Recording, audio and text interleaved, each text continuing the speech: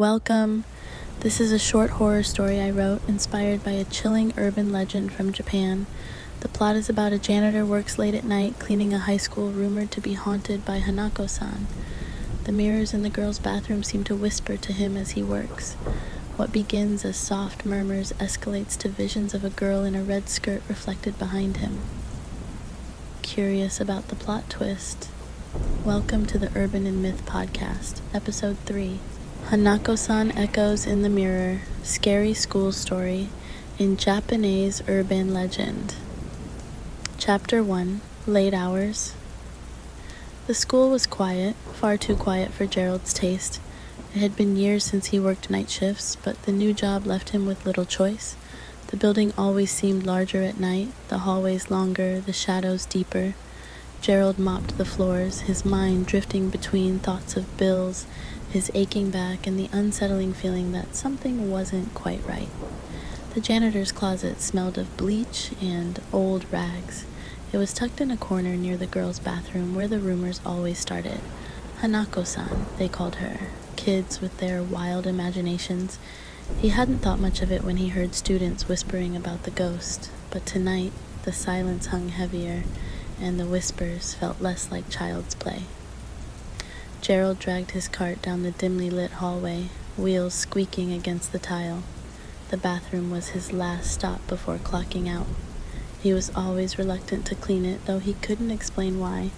Maybe it was the mirrors. They seemed too clean, too reflective, showing every inch of his tired face with unsettling precision. The moment he stepped inside, he felt it. Something cold prickling the back of his neck. He glanced at the mirrors, but saw only himself.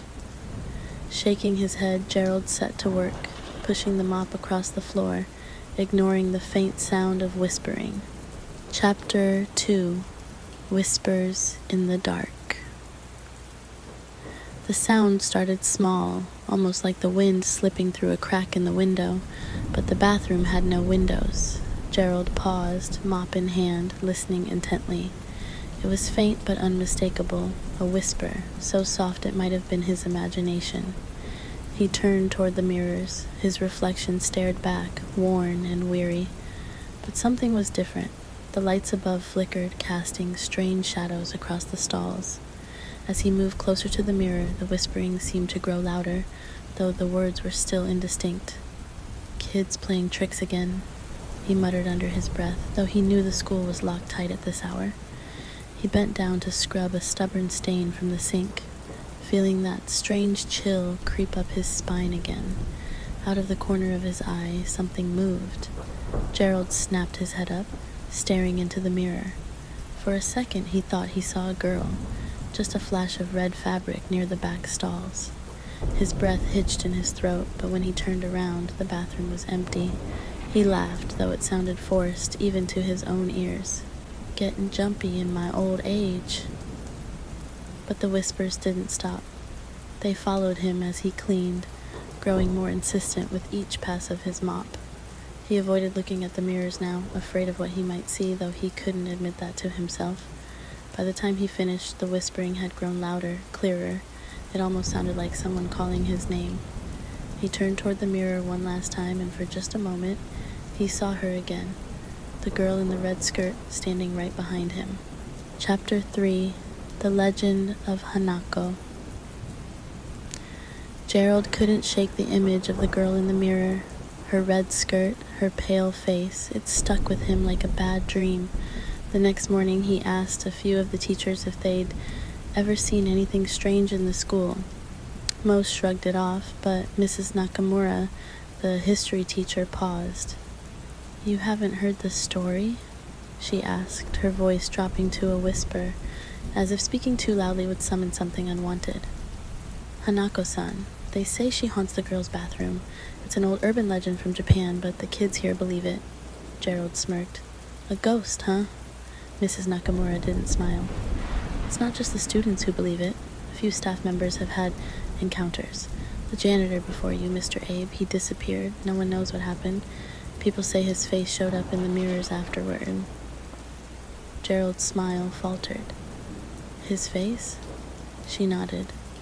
It's probably just talk, you know how kids are. But some say that if you look in the mirrors long enough, she shows you the faces of those who vanished. It's a warning. Gerald's skin crawled as her words sank in. That girl in the mirror, could she be? That night, as Gerald returned to the school, the whispering began again before he even reached the bathroom. His footsteps echoed through the dark hallways, each step heavier than the last. He couldn't ignore the unease any longer. Inside the bathroom, the mirrors stood silent, but they felt alive, like they were waiting. The girl was there, he was sure of it, lurking just behind the glass, watching, waiting for him to look too long. Chapter 4: Reflections. The janitor's closet had never felt like a sanctuary before, but tonight Gerald lingered there longer than usual, dreading the inevitable return to the girls' bathroom. His hands trembled as he gripped the mop handle, knuckles white. He had cleaned dozens of schools in his time, but none had ever made him feel like this. The stories, the whispers, it was all starting to get to him. But he had a job to do. The hallway outside the bathroom was eerily quiet, as if the school itself was holding its breath. The lights flickered, casting long shadows across the floor. Gerald stepped inside, forcing himself to breathe normally. The mirrors were waiting for him, reflecting the stalls and sinks with unnatural clarity. The whispers started the moment he entered. This time, though, they were louder, more insistent, like a dozen voices murmuring in unison. Gerald froze. His eyes flicked to the mirrors, and there she was, the girl in the red skirt, her face pale, her eyes hollow, staring at him from the reflection. He spun around. Nothing. The room was empty. His pulse pounded in his ears as he wiped the mirrors, trying to focus on the mundane task at hand, but the girl's reflection was always there, just behind him, just out of reach. Every time he glanced up, she was a little closer. As he wiped the last mirror, his breath caught in his throat. His reflection wasn't his own. Staring back at him was the hollow, etched face of a man, one he recognized from an old photograph in the janitor's room. It was Abe, the janitor who disappeared. Gerald stumbled back, his heart racing. The mirrors weren't just showing reflections, they were showing the past, the faces of those who had vanished. And now it was his turn. Chapter 5: Etched Faces. Gerald staggered back, his heart hammering in his chest. The face of Mr. Abe, hollow and etched into the glass, stared back at him with eyes that no longer saw.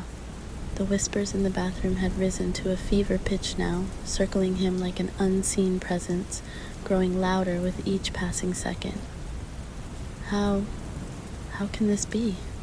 Gerald muttered, wiping a hand across his sweaty forehead, but deep down he knew. He remembered the stories Mrs. Nakamura had told him, the ones the students whispered about. And now, standing in the middle of this cursed room, he understood. The mirrors weren't just reflecting the world around him, they were holding it. Every janitor before him had looked into the wrong mirror and had become part of the legend.